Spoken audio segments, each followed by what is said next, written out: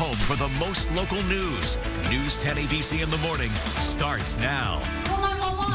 A helicopter goes down in New York City, killing all on board. Why the victims' parents are blaming a safety device. And a moving tribute in honor of a longtime local police chief, how officers said their final goodbye. And the streets of Albany will turn into a sea of shamrock today. We're live with everything you need to know before the St. Patrick's Day Parade steps off. And of course, our studio taking on some green today to celebrate. We have plenty of Irish fun planned for this morning. Good morning and happy St. Patrick's Day. I'm News 10 ABC's Mary Wilson here with Christina, Ernie. So much going on. We'll take a live look now. Lexi Nall is in Albany, ready for the 68th annual parade, and she is getting a lesson in Irish step dancing from some adorable little girls. Looks like they really know what's going on. Lexi, though, wow. I don't know. She's learning. She's learning. She doesn't have the outfit, but you know what? She's given it a good try. We will check in with her in just a moment here. Plus, we have Alyssa Cremines joining us this morning. You may recognize her as bringing us a lot of the mason jar desserts. Well, she's switching things up today for St. Patrick's Day. Yum, Oreo cookie, Irish cream whiskey is the twist there. I cannot wait for that. She always brings us the best recipes that are And here we go. We saw the sights. Here's the sounds. That's Jimmy Barlow. He got a lesson in Irish music. We'll meet this unique Irish band and learn some Gaelic phrases. Trust us, you don't want to miss that. Can't wait. So, I wish that you stay with us. See what I did there? You and your puns are I know, so funny. Hey, we're going to be cold today at the parade. Absolutely. We're talking about temperatures just barely getting out past that freezing mark, 34 degrees. So definitely cold. And then you add in some pretty strong winds. So we have a lot to talk about in terms of our forecast first today. Where we will be seeing some wind gusts up to 30 miles per hour today. So despite the fact that temperatures will be creeping into the low 30s for the day, winds will make it feel much like the low 20s outside. So be sure to bundle up for that parade, even if you're only spending, an hour for the parade outside. It'll be a bit deceiving though. Nice sunshine all day long. That's good news for us as we wake up this morning. Some nice breaks of sun early on at our Stewart Shop Storm Tracker weather cam from Stuyvesant Plaza. Some thicker cloud cover early on in some spots, but that will be giving way to some good breaks of sun all day long today and tomorrow. So some nice relief from those cloudy days we've been seeing recently. Temperature wise, we're sitting in the upper teens and the low 20s this morning, so a bit brisk outside. Just 19 degrees in Stamford, 23 there in Knox, and 23 through Hageman. Even north, most of us are sitting in the 20s. Only a few upper teens out there. Tupper Lake at 19 degrees and Mount Van Hovenberg at 18, but Long Lake sitting at 22 degrees.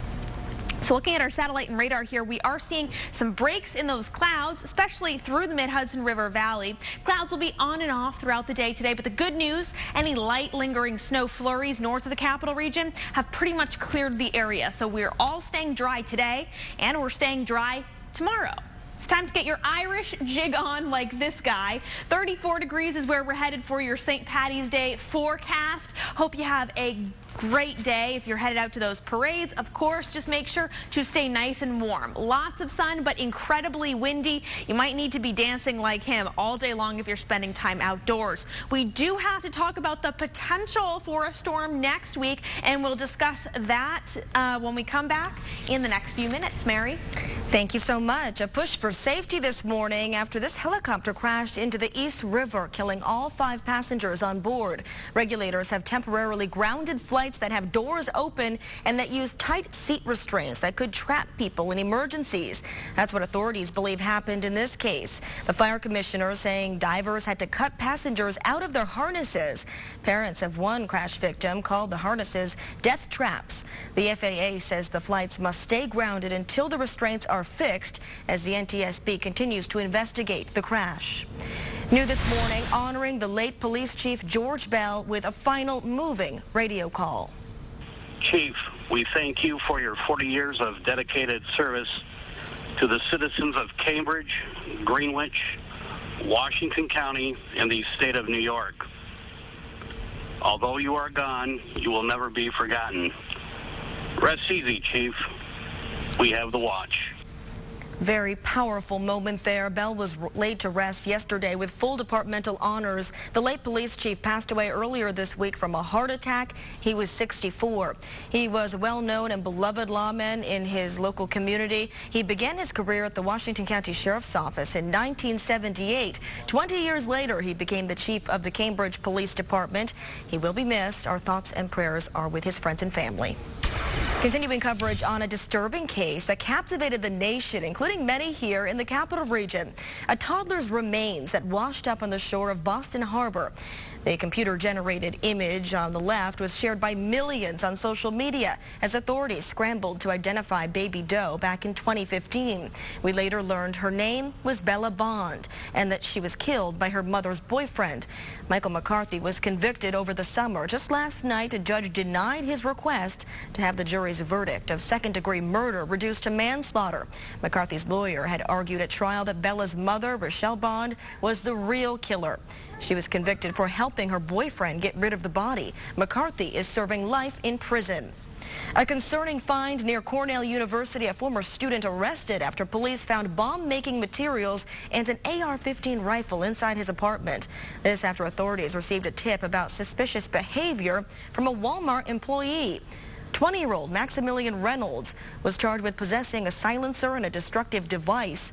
A federal complaint says the worker at Walmart was concerned about materials Reynolds was buying and called the cops. As you prepare to celebrate St. Patrick's Day today, community officials want you to know that they have your safety as a top priority. In Albany, barricades are set up along every side street off the parade route this morning. Police are reminding revelers no open containers are allowed, and they will not tolerate any unruly behavior. Speaking of the parade, it's happening this afternoon, but there's a lot of preparations to be done before it steps off at 2 p.m.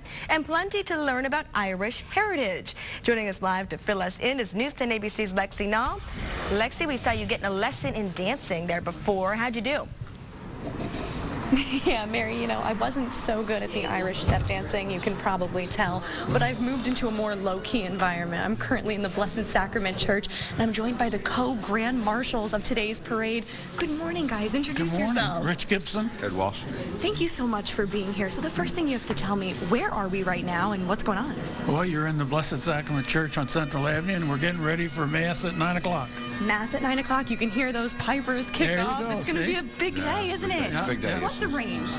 What's kind of on tap for today? Well, Rich and I will both, after this Mass, we'll go over next door, have a little tea and soda bread, and then we'll walk with North Albany in their parade, and then we go down to the Avenue and walk in our parade.